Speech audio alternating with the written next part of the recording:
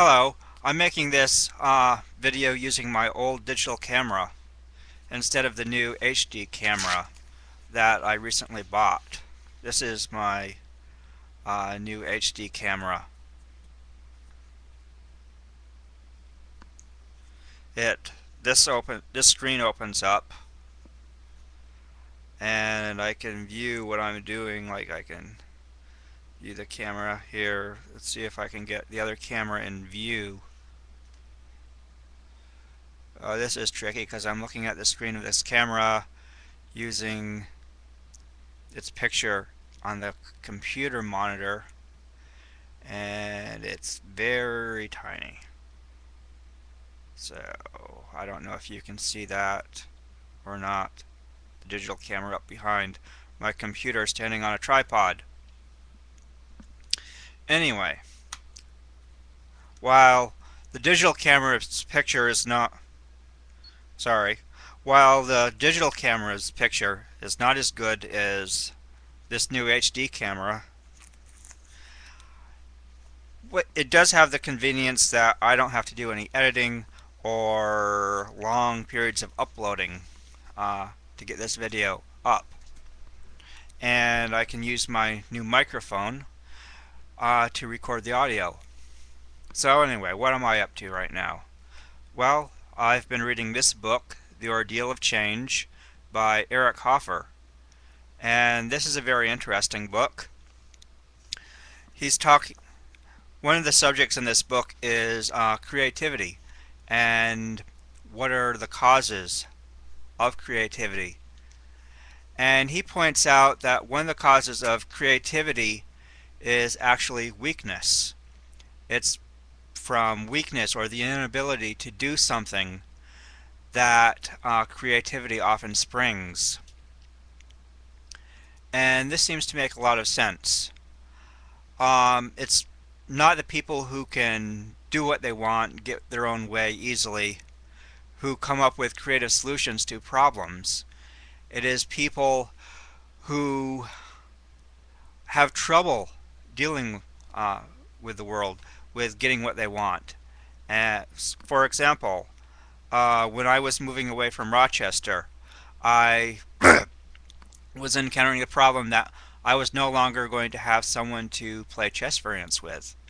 And so I worked on a creative solution to this, which was to build Game Courier, which would allow me to play my own games online against other people, as well as many other variants. And over the years, I worked on this so that people could play various games and have the rules enforced and use various graphics and so on. And it's very nice right now.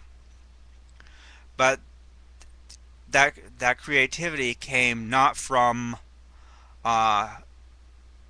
strength or ability to do what I wanted to do. It arose when I had a problem, when what was working was no longer going to work, when I was moving away from my friend who I was playing games with. And he ties this into human nature as well, where we know humans are, they're much more adaptable than the rest of the animals. Humans don't have claws or fur or many of the other adaptations which allow animals to survive. But humans have come up on top, not because they're stronger or bigger or more powerful than the other animals, but because they're more creative, more adaptable. And this creativity, this adaptability of human beings has arisen from the weaknesses of humans. It is precisely because we can't fly like birds that we've made airplanes, or that we don't have fur that we have come up with clothing. Our weaknesses have spurred us on to great feats of creativity, to make the world in our own image. And I find this rather interesting. And it gives a new perspective on being weak. Being weak is not all that bad. Uh, he mentions Nietzsche's view on weakness, the idea that the weak are just corrupt and uh, not as good as the strong. Whereas Hoffer here is pointing out that the weak have their own strength, which is creativity and adaptability.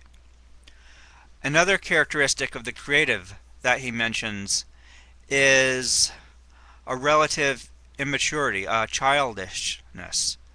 The idea here is that creativity comes from our ability to play. And play is something that most mammals that are capable of, or birds that are capable of play, normally do in their childhood. Whereas when they become adults, they don't play as much.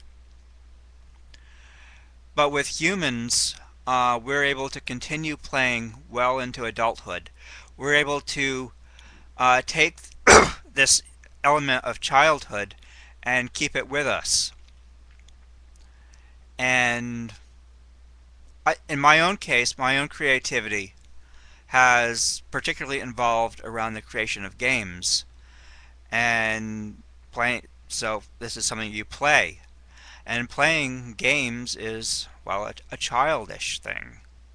It's something that children do, but I continue to do as an adult. And so the creative may be childish and weak, which we normally think of as bad qualities, yet creativity is a good quality.